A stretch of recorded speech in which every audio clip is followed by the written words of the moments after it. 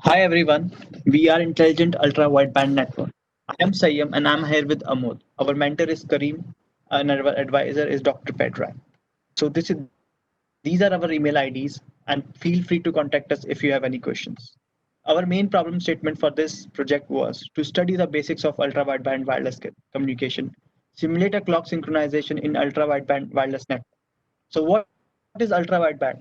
Ultra wideband is a fast and stable transmission of data indoors and outdoors. It is not tied to any frequencies, but it has an frequency limitation or frequency regulation from FCC.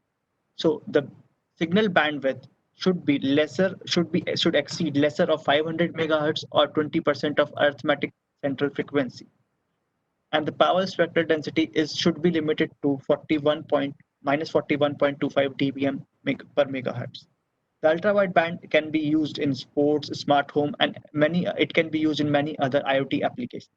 So here on the right, there's a short diagram explaining the frequency requirements or the bandwidth requirements for ultra-wideband.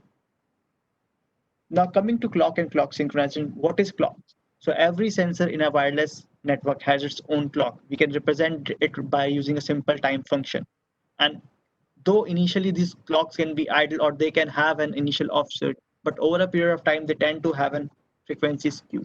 The diagram on the right shows that different clocks can have different initial offset and they tend to deviate from the idle behavior and can be represented with this function using clock offset and frequency skew.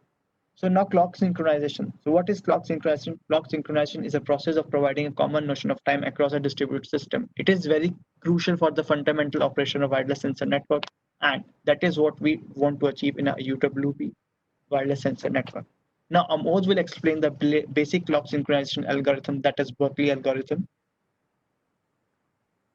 So in Berkeley's algorithm, there is a one master and there are different slaves, and this algorithm is applied to a distributed network. So over here, all the slaves, when requested for a time from master, communicate their individual times to the master. And these times, as they are different for each slave, the master calculates a common time based on the time delay that has been received from different slaves. This common calculated time is then communicated to the different slaves and a clock synchronization is achieved. We did a basic implementation of this algorithm in Python. And the simulation that we got was something like this. The console one over here is a master node, and it is communicating with different slaves or clients. And individual clients initially first communicate their timestamp, and then the master communicates a common timestamp for all the slaves, and this achieves synchronization in the system. Next. So here is a basic Matlab simulation that we did for baseband communication for a delay computation. Over here, you can see a transceiver block diagram, which is based on the RRC filter, which is root trace cosine filter for fixed delay computation. Over here, different codes are sent in the system, and an additive white Gaussian noise is added to the channel. And at the receiver, the symbol, the delay in the reception is calculated.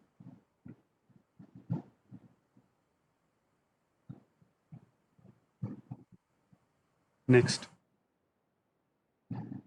So over here, you can see the different sequences that we use for our simulations. The random sequence, this is selected by us as 1, 1, -1. The Barker sequence, these are fixed symbol length sequences, and they have low autocorrelation properties, and thus are likely to interfere with other sequences.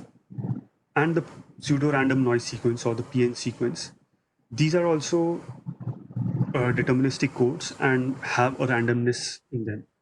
So we'll be comparing these three different symbols, and for our simulation, we'll be adding 6 trailing zeros to the symbol length to flush the complete data and prevent data loss. So now Amod has explained these three sequences. Now we will be using cross correlation properties for these sequences to figure out the delay. So for the random sequence, yes, when SNR is really high, say let's infinity, we can easily figure out the peak in the autocorrelation function, and thus we can easily compute the delay. But as the SNR decreases, that we have a SNR in negative values, this whole autocorrelation distribution is distorted, and now there is not much difference between the second maxima and fixed first maxima. So there is difficulty in delay computation. Now, if we see the Barker sequence or PN sequence for higher in SNR, we have a clear-cut difference between the first and second maxima, which help us in calculating the delay. Even this is distorted when we have a lower value of SNR. So with this, we can say that we need to maintain a certain level of SNR if we want to have a good correlation function, or we want to have a good clear peak difference between the first and second maxima, and thus compute the delay easily. Now here we run this simulation for 100,000 iteration for each SNR to figure out what is the average or mean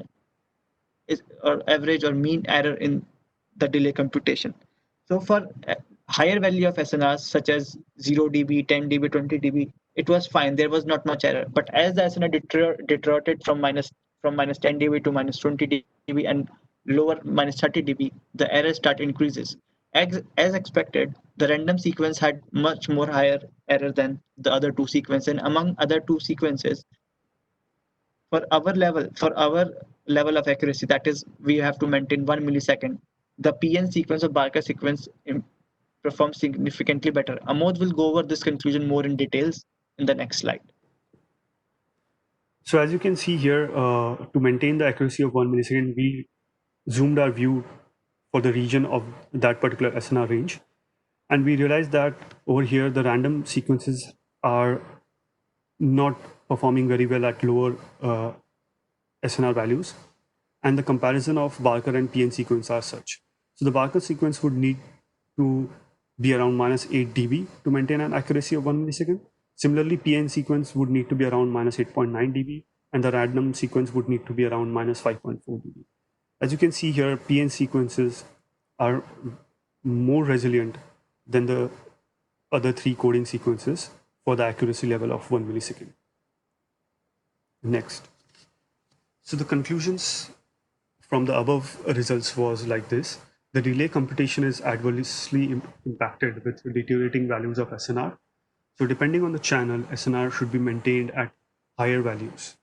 Choosing the right coding scheme also plays important role in delay computation, as this would depend on the low autocorrelation or the lesser autocorrelation of symbol sequences. And we can also use cross correlation between transmitted and received signal to compute the delay for training samples, and then use these computations to correct our actual data. So the references that we used were around the clock synchronization and the time delay calculation, and we have listed them here.